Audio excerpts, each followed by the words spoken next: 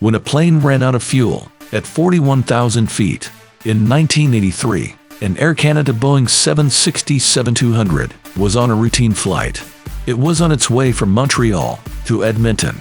At 41,000 feet, the alarm sounded. The fuel pressure was low in the left fuel pump, but the flight management computer said there was plenty of fuel. The pilots assumed the pump had failed, so they switched off the alarm. Within moments, the right fuel pump alarm sounded. The crew decided to divert the aircraft to Winnipeg. It was 120 miles away. The pilots commenced the descent. That's when the left engine failed. Soon both engines were out. The airliner had 61 passengers on board. This situation was critical. The instrument system was powered by the engines, so all the instruments went dark. Then, the backup parameter turbine kicked in. It also provided some hydraulic support. This made it possible to maneuver the aircraft, but the pilots had no idea how long it could glide with no thrust. So they diverted to Gimli Air Force Base. It was closer than Winnipeg. Captain Robin Pearson was also a glider pilot. His co-pilot, Maurice Quintal, had trained at Gimli. The airbase had been decommissioned since.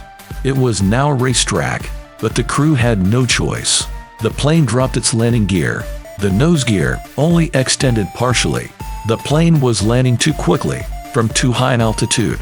The crew opted to slip, to lose altitude and speed. The nose gear gave out as the plane touched down, but all of the 61 passengers survived.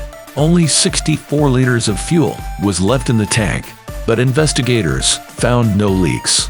The incident was caused by a freak chain of human error.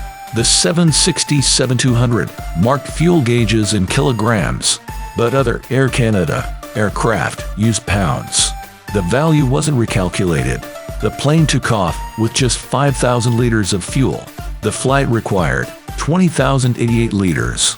The 767-200 had a dual processing channel. The channels received information about the amount of fuel. They then transmitted it to the fuel gauges.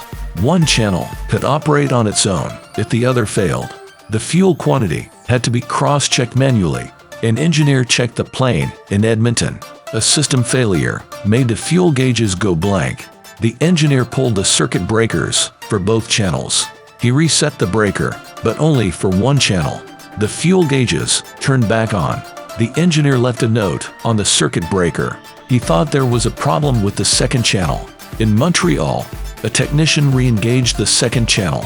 He suspected it wasn't the only issue. He pushed the circuit breaker back in. The fuel gauges went blank again. The technician was distracted by the fuel tank outside. He forgot to pull the breaker back off.